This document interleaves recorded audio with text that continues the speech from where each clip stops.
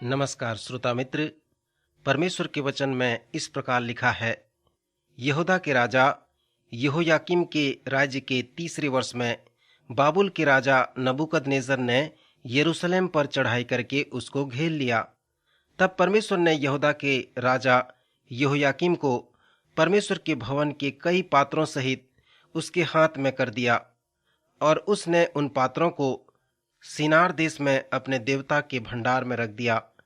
तब उस राजा ने अपने खोजों के प्रधान अस्पनज को आज्ञा दी कि इस्राएली राजपुत्रों और प्रतिष्ठित पुरुषों में से ऐसे कई जवानों को ला जो निर्दोष, सुंदर और सब प्रकार की बुद्धि में प्रवीण और ज्ञान में निपुण और विद्वान और राजमंदिर में हाजिर रहने योग्य हों, और उन्हें कसदियों के शास्त्र और भाषा की शिक्षा दे।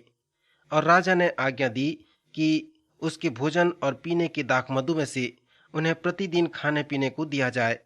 इस प्रकार 3 वर्ष तक उनका पालन पोषण होता रहे। तब उसके बाद वे राजा के सामने हाजिर किए जाएं। उनमें यहूदा की संतान से चुने हुए दानियेल, हनन्याह, मिशाएल और अजरिया नाम यहूदी थे। और खोजों के प्रधान ने उनके दूसरे नाम रखे, अर्थात दानियेल का नाम उसने बेलतस्सर, हनन्याह का नाम सदरक, मिशाएल का नाम मेशक और अजरिया का नाम अब्देनगो रखा। परंतु दानियेल ने अपने मन में ठान लिया कि वह राजा का भोजन खाकर और उसके पीने का दाखमधु पीकर अपवित्र न होए। श्रोता मित्र, वेद पाठशाला की इस कक्षा में हम आपका स्वागत करते हैं। इन दिनों में हम पुराने नियम से नबियों की पुस्तक का सर्वेक्षण कर रहे हैं।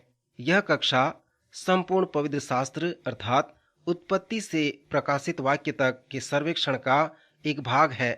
अभी जो वचन मैंने पढ़ा वो हमें दानियेल की पुस्तक में मिलता है। पवित्र शास्त्र में दानियेल चौथा बड़ा नबी है और बंधुआई के समय का तीसरा नबी है। जैसे पहले मैंने आपको बताया था कि यरूशलेम का पतन होने के लिए लगभग 20 वर्ष लग गए। प्रथम बार जब यरूशलेम का पतन हुआ तब यहोयाकीम वहां पर राजा था, और उस समय कुछ गिने चुने नागरिक बाबुल की बंधुआई में ले लिए गए। यहोयाकीम अपने आप को नबूकदनेस्सर के हाथ में सौंप दिया, और इस्राएल में 3 वर्ष तक उसने नबूकदनेस्सर की सेवा की। उसने नबूकदनेस्सर को कर भी पटाया। परंतु यरूशलेम का जो पतन हुआ था 20 वर्ष तक उसका दुख कम नहीं हुआ। 3 वर्ष के बाद यहोयाकीम ने नबूकदनेस्सर के विरुद्ध में विद्रोह किया। जब यहोयाकीम का छोटा पुत्र यहोयाचीन शहर को सौंप दिया तब शहर दूसरी बार जीत लिया गया, और उसी समय यहोयाकीम का भाई अर्थात सिदकिय्याह राजा बना दिया गया। इसने भी 11 वर्ष तक राज्य किया और विद्रोह करने लगा, और तब फिर से शहर जीत लिया गया। यरूशलेम पर यह तीसरा विजय एक रूपकात्मक विजय था। शहर चौरस बन गया था। वृद्ध, बीमार व यिर्मयाह नबी को छोड़कर सभी नागरिक बाबुल की बंधुआई में ले लिए गए थे। दानियेल की पुस्तक में हम देखते हैं कि जब प्रथम बार यरूशलेम का पतन हुआ तब वह लगभग 14 वर्ष का था। बाबुल में अच्छे आचरण के महान लोग नहीं थे, परंतु जैसे मैंने विवरण पढ़ा कि कुछ खास लोग चुने गए थे, जैसे दानियेल और उसके मित्र। नबूकदनेस्सर ने अपने खोजों के प्रधान अस्पनज को आज्ञा दी थी कि मुझे राजपुत्रों और प्रतिष्ठित पुरुषों और ऐसे जवानों की आवश्यकता है जो सुंदर, निर्दोष, बुद्धि में प्रवीण और ज्ञान में निपुण हों। उसके कहने का तात्पर्य यह था कि मुझे कोई याजक या नबी या फिर कोई धार्मिक मनुष्य की आवश्यकता नहीं है, परंतु मुझे बुद्धि व ज्ञान से निपुण और अच्छे विद्यार्थी और सुंदर और निर्दोष और पवित्र हों, ऐसे जवानों की आवश्यकता है।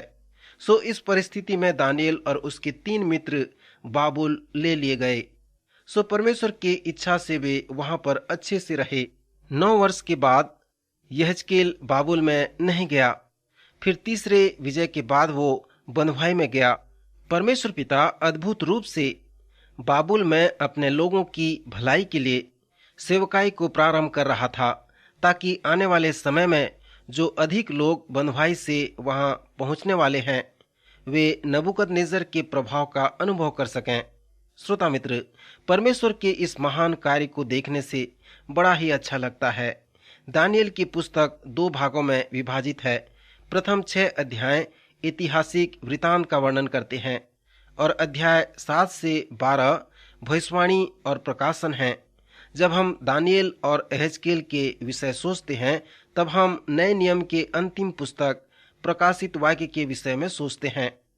मैंने पहले भी बताया था कि एहेजकेल, दानियल और प्रेरित यूहन्ना ने जब इस भविष्यवाणी की पुस्तक को लिखा, अंतिम समय के बातों को लिखा, तब वे निर्वासित थे, अर्थात देश से बाहर थे। उन्होंने प्रकाशन के ग्रंथों को लिखा, जिसका अर्थ यह है कि उन्होंने हमें प्रकाशन व दर्शन की बातों को बता दिया, अन्यथा हम इन्हें नहीं जान सकते थे। उन्होंने भविष्य सूचक पुस्तकों को भी लिखा, जिसका अर्थ यह है कि उन्होंने हमें अंतिम समय के विषय में बताया है। दानियल की पुस्तक के 7वें अध्याय से 12वें अध्याय तक हमें अंतिम समय के विषय में अध्ययन मिलता है। यह भाग समझने में बहुत कठिन है, इसलिए यहेजकेल व प्रकाशित वाक्य की पुस्तक को समझना हमारे लिए कठिन हो जाता है। दानियल के प्रथम 6 अध्याय अंतिम 6 अध्यायों के जैसे नहीं हैं। प्रथम 6 अध्याय को आप सरलता के साथ समझ सकते हैं, क्योंकि इसमें ऐतिहासिक वृतांतों का वर्णन किया गया है और उन वृतांतों में अनेक आत्मिक आशीषें हैं।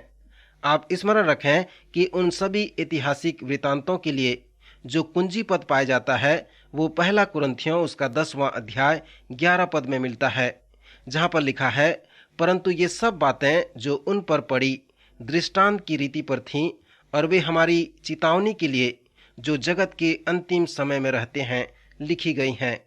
जैसे ये नबी हमें ऐतिहासिक वृतांतों को देते हैं, तो वे हमें उदाहरण व चेतावनी भी देते हैं। दानियल की पुस्तक के प्रथम 6 अध्याय में आप उन उदाहरण व चेतावनियों को देख सकते हैं। आपको इसमें दोनों विषय बहुत स्पष्ट रूप से मिलेंगे। पवित्र शास्त्र में आपको लोगों के स्वभाव का धनात्मक और ऋणात्मक पहलू देखने को मिलेगा।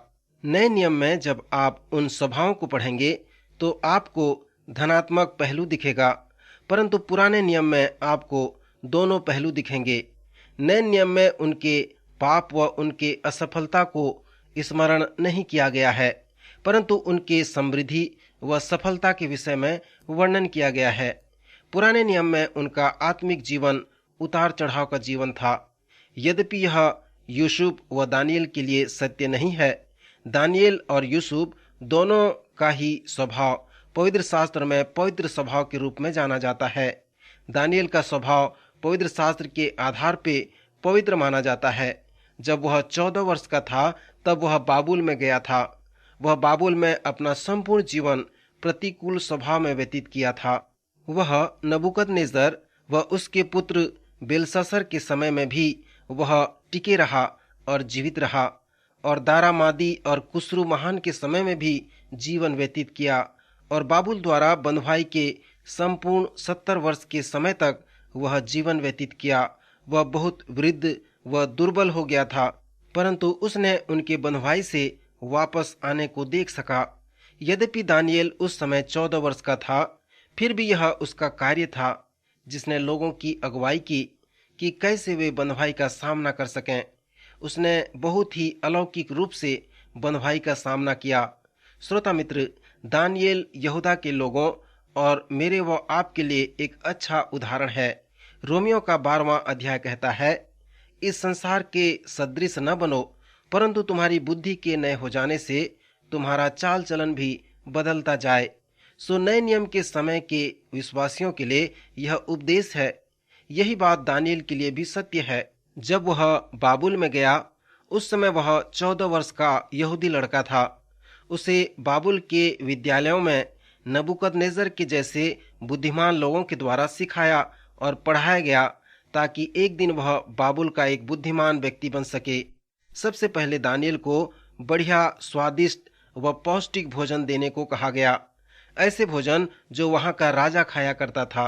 परंतु वह भोजन एक ऐसा भोजन था जो यहूदी जवानों को खाने के लिए अपवित्र था। फिर वचन में हम पढ़ते हैं कि दानियल ने अपने मन में ठान लिया कि वह राजा का भोजन खाकर और दाख मधु पीकर अपवित्र न होए। उन सभी यहूदी जवानों का जो नाम था परमेश्वर से संबंधित उन सभी का नाम का अर्थ था।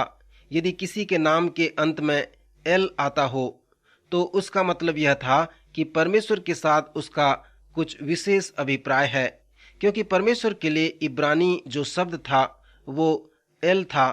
वह एक वचन में एल कहलाता है और बहुवचन में एलोहिम कहलाता है। सो जैसे आपके पास इस प्रकार का नाम है जैसे दानियल, मिशाएल, तो आप जान लें कि उस नाम के साथ परमेश्वर कुछ करना चाहता है। दानियल नाम का अर्थ है परमेश्वर मेरा न्याय है। मिशाएल का अर्थ है परमेश्वर के जैसा कौन है।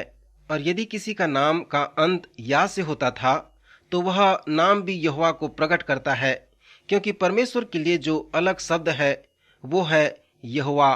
हनन्याह का अर्थ है यहोवा उसके पक्ष में था, अर्थात जिस दिन वह जन्मा यहोवा उसके पक्ष में था।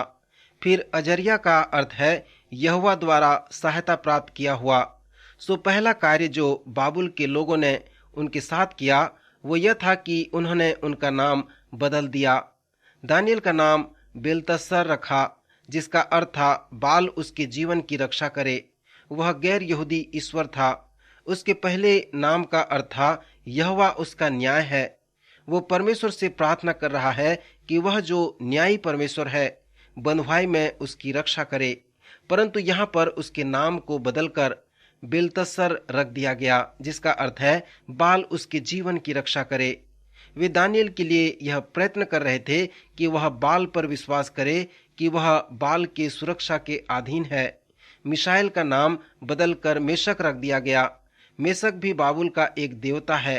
फिर हनन्याह का नाम बदलकर सदरक रखा गया और वह बाबुल के चांद देवता का नाम है। फिर अजरिया नाम को बदलकर अब्देनगो रखा गया, जिसका अर्थ है बाबुल के देवता के दास की बुद्धि। मित्र, आप यहाँ पर देखें कि प्रारंभ में ही नबूकदनेस्सर उन्हें कहता है कि हम तुम्हें बाबुलवासी बनाना चाहते हैं। और यहाँ पर ये चार जवान हमारे लिए एक सुंदर उदाहरण हैं। वो चारों किशोर नबूकदनेस्सर और संपूर्ण बाबुल के लोगों के समक्ष खड़े होकर कहते हैं, तुम लोग हमें बाबुलवासी नहीं बना सकते, पर हम तुम्हें विश्वासी बना सकते हैं। मित्र, यह एक अच्छा उदाहरण है और यही व्यक्तिगत आत्मिक प्रयोग भी है। फिर दानियल जल्लादों के प्रधान आर्योक से बड़े हियाव के साथ कहता है कि वह जाकर राजा से कहे कि मैं उसके स्वप्न का फल बताऊंगा। जैसे ही आर्योक वहां से राजा के पास चला गया, तब दानियल के तीनों मित्र दानियल से पूछने लगते हैं, क्या तू राजा का स्वप्न जानता है? दानियल ने कहा, मुझे उसका स्वप्न नहीं मालूम, सो आओ स्वर्ग के परमेश्वर से प्रार्थना करो। सो दानियल और उसके मित्र रात भर प्रार्थना किए और जब वे प्रार्थना कर रहे थे तब अलौकिक रूप से वह भेद दानियल को दर्शन के द्वारा प्रकट किया गया। जब दानियल को राजा के सम्मुख ले जाया गया तब राजा ने कहा, हे जवान, मैं समझता हूँ कि तू मेरे स्वप्न को बता सकता है। और दानियल उत्तर देता है, नहीं महाशय, मैं नहीं बता सकता। इन संसार में ऐसा कोई मनुष्य नहीं है जो इसे बता सकता है, परंतु भेदों का प्रकटकर्ता परमेश्वर स्वर्ग में है और वह मनुष्यों में रहता है। और वह परमेश्वर जो स्वर्ग में है मुझ में भी रहता है, और उसी ने मुझे तेरे स्वप्न और उसका फल बताया है। सो उसने राजा का स्वप्न और उसका फल उसे बता दिया। इतना सुनकर नबूकदनेस्सर राजा ने मुंह के बल गिरकर दानियल को दंडवत की और आज्ञा दी कि उसको भेंट चढ़ाओ और उसके सामने सुगंध वस्तु जलाओ। फिर राजा ने दानियल से कहा, सच तो यह है कि तुम लोगों का परमेश्वर सब ईश्वरों का ईश्वर और राजाओं का राजा और भेदों का खोलने वाला है, इसलिए तू यह भेद प्रकट कर पाया है। तब राजा ने दानियल के पद को ऊंचा किया और बाबुल के सब पंडितों पर उसे प्रधान बनाया। और उस दिन से नबूकदनेस्सर यह कहता था कि दानियल वह व्यक्ति है जिसमें परमेश्वर का आत्मा वास करता है। नबूकदनेस्सर के बाद जो बेलशस्सर आया, उसने भी दानियल के लिए ऐसा ही कहा था। बेलशस्सर के समय की रानी ने भी ऐसा ही कहा था और दारा मादी ने भी दानियल के लिए कहा था कि इस व्यक्ति में परमेश्वर का आत्मा वास करता है। श्रोता मित्र, क्या वह मेरे व आपके लिए उदाहरण व चुनौती नहीं है? क्या आप विश्वास करते हैं कि परमेश्वर का आत्मा आप में वास करता है? यदि वह आप में वास करता है तो इसका क्या तात्पर्य है? क्या इसका मतलब यह है कि आपके पास अलौकिक और अद्भुत कार्य करने की क्षमता है? मैं आपसे कुछ प्रश्न पूछना चाहता हूँ। आप उन्हें अपने मन में उत्तर दें। पहला प्रश्न कि क्या आप विश्वास करते हैं कि परमेश्वर के लिए कुछ भी असंभव नहीं है? दूसरा प्रश्न है कि क्या आप विश्वास करते हैं कि ऐसे कठिन परिस्थिति में जब आप परमेश्वर पर विश्वास करते हैं, भरोसा रखते हैं, तो आपके लिए भी कुछ भी असंभव नहीं है? तीसरा प्रश्न है कि क्या आप विश्वास करते हैं कि परमेश्वर हम में है, हमारे साथ है और हमारे लिए है, सो हमारे लिए सब कुछ संभव है? चौथा प्रश्न है कि क्या आप विश्वास करते हैं कि प्रत्येक पुरुष व प्रत्येक स्त्री के लिए जो यह विश्वास करते हैं कि परमेश्वर उनमें है, उनके साथ है और उनके लिए है, तो उनके लिए सब कुछ संभव हो सकता है? मित्र, पवित्र शास्त्र में ऐसे पद हैं जो इन प्रश्नों के उत्तर को हाँ में देते हैं और मुझे आशा है कि आपका उत्तर भी हाँ में होगा। पहला प्रश्न कुंवारी मरियम का था और उसे कहा गया कि परमेश्वर के लिए कुछ भी असंभव नहीं है। जब चेलों ने एक मनुष्य के पुत्र को ठीक न कर सके, तब उन्होंने प्रभु यीशु से पूछा कि क्यों वे उसे ठीक न कर सके। यीशु ने उनसे कहा, अपने विश्वास की घटी के कारण, क्योंकि यदि तुम्हारा विश्वास राई के दाने के बराबर भी हो तो तुम्हारे लिए कुछ भी असंभव न होगा। फिर प्रेरितों ने पूछा कि कैसे मनुष्यों का उद्धार हो सकता है। यीशु ने उनसे कहा, मनुष्यों से तो यह नहीं हो सकता, परंतु परमेश्वर से हो सकता है, क्योंकि परमेश्वर से सब कुछ हो सकता है। जब वह मनुष्य जिसका पुत्र बीमार था, प्रभु यीशु से कहा, यदि तू कुछ कर सकता है तो हम पर तरस खाकर हमारा उपकार कर। यीशु ने उससे कहा, यदि तू कर सकता है, यह क्या बात है? विश्वास करने वालों के लिए सब कुछ हो सकता है।